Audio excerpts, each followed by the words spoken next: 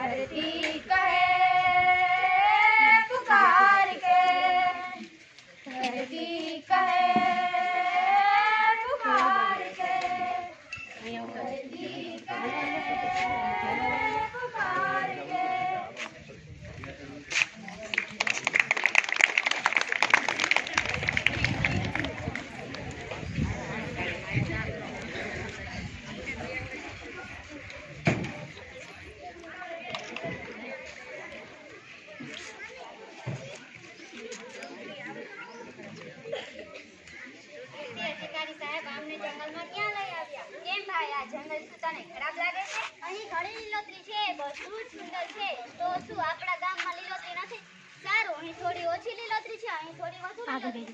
તમારી જગ્યાની માટી અને અમારી જગ્યાની માટીમાં ઘણો તફાવત છે. તે કેવી રીતે? બાપા, ભાઈ મારી ચિપ્સ ખાઈ ગયો. બાપા, મેં તો અડધું ખાધું, તેને બાકીનું ખાધું. હરીલાલ, તમને બાળકોને બધે લઈ જવાની મનાઈ કરી હતી. ચપ્પર ચપ્પર ચૂપ કરાવો. શું કરું ભાઈ? માં નથી ને, લડશો નહીં, ત્યાં જઈને રમો. ઓફિસર સાહેબ, મને કહો કે અમારી હરિયાળી અને અહીંની હરિયાળીમાં શું તફાવત છે? તમે તેમાં રાસાયણિક ખાતર નાખીને જમીનને બગાડી છે. તમે જમીનમાં ઝેર ભેળવ્યું છે અને હવે તમે ઝેર ખાઓ છો. આપણે બહારથી ચમકતા હોવા છતાં અંદરથી પોકળ છીએ.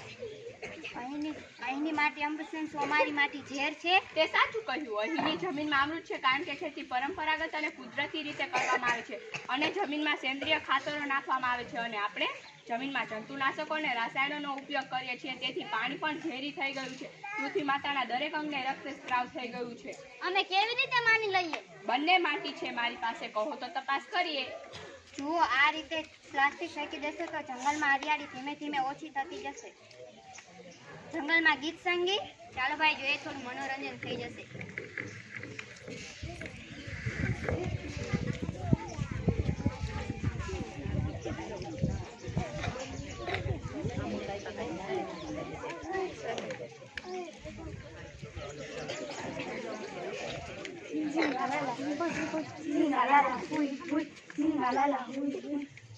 ગાજાવાજા કેમ બંધ થઈ ગયા? અરે, એવું લાગે છે કે વીજળીના ચમકારાથી વરસાદ થવાનો છે. વરસાદ કેવી રીતે પડશે? હવામાન તો ચોખ્ખું જ છે. આ લોકો કોણ છે? આપણા ફોટા પાડી રહ્યા છે. આપણા ફોટા શા માટે પાડી રહ્યા છે?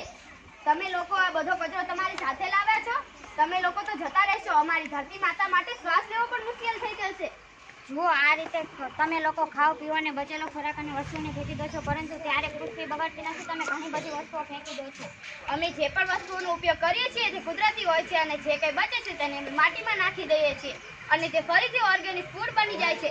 અમે સદીઓથી આવી રીતે કુદરત સાથે ચાલતા આવ્યા છીએ અને અમે નથી ઈચ્છતા કે કોઈ બહારથી આવીને અમારી ધરતીને ખરાબ કરે. તમને શું લાગે છે આઝાદીની લડાઈ 1857માં થઈ હતી? આ પહેલા પણ 1854માં જાનો અને ફૂલો નામની બે બહેનોએ પોતાના જળ, જંગલ અને જમીનને બચાવવા અંગ્રેજો સાથે લડાઈ લડી હતી.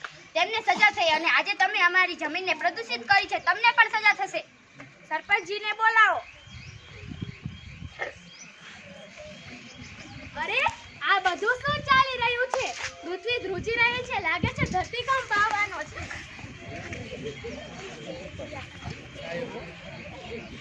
એ દેવી, તમે કોણ છો? ડરતો નહીં. તમે લોકો જેની વાત કરી રહ્યા છો તે જ હું છું. હું તમને કંઈક વાત કહેવા માટે આવી છું. તમે લોકો રાસાયણિક ખોરાક અને જંતુનાશકોથી મારી માટીમાં ઝેર ભેળવી રહ્યા છો.